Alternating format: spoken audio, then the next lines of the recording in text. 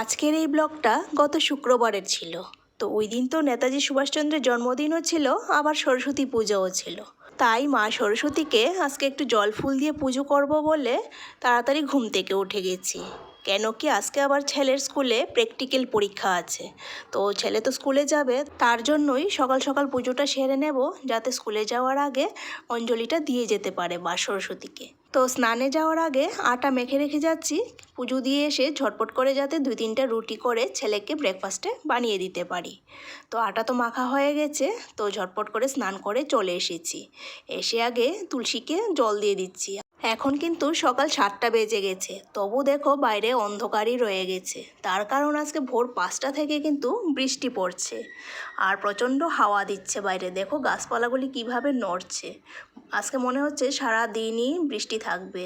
সাথে প্রচণ্ড হাওয়ার কারণে ঠান্ডাটাও কিন্তু বেশ লাগছে। এমনিতে ঠান্ডা তো আগের তুলনায় অনেকটাই কমে এসেছে, কিন্তু এই আজকে ঠান্ডার হাওয়ার কারণে ঠান্ডাটা একটু বেশিই লাগছে। তো যাই হোক, এদিকে আমি পূজার জোগাড় করতে করতে ছেলেও স্নান টান সেরে রেডি হয়ে চলে এসেছে। এবার অঞ্জলি দিয়ে ঝটপট করে আরতিটাও সেরে নেব, কেন কি ওইদিকে আবার ছেলের স্কুলের টাইমও হয়ে যাচ্ছে।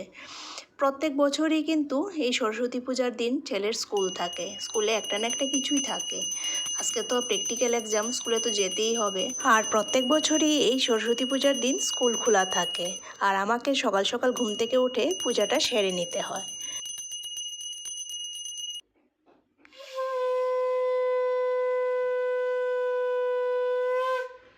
আমার তো পুজো করা কমপ্লিট হয়ে গেছে। এদিকে ছেলেও ব্রেকফাস্ট সেরে বেরিয়ে পড়লো স্কুলে যাওয়ার জন্য।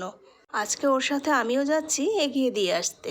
এমনিতে তো ও একাই যেতে পারে, তবে আজকে না প্রচণ্ড জোরে জোরে বিদ্যুৎ চমকাচ্ছে, তাই ভাবলাম একটু এগিয়ে দিয়ে আসি। আর ওকে বলছি যে একটু তাড়াতাড়ি কর, বৃষ্টিটা শুরু হওয়ার আগে বেরিয়ে পড়। কিন্তু তাড়াতাড়ি ঘর থেকে বের হয়েও কোনো লাভ হলো না। যেমনি ঘর থেকে বের হয়েছে অমনি বৃষ্টি শুরু হয়ে গেছে। আর এই বৃষ্টির মধ্যে ছাতা মাথায় দিয়ে গুটি গুটি পায়ে চলে এসেছি স্কুলের সামনে। তো স্কুলে যাক। আর আজকে আমার এই ভিডিওটা এই পর্যন্তই। বাই।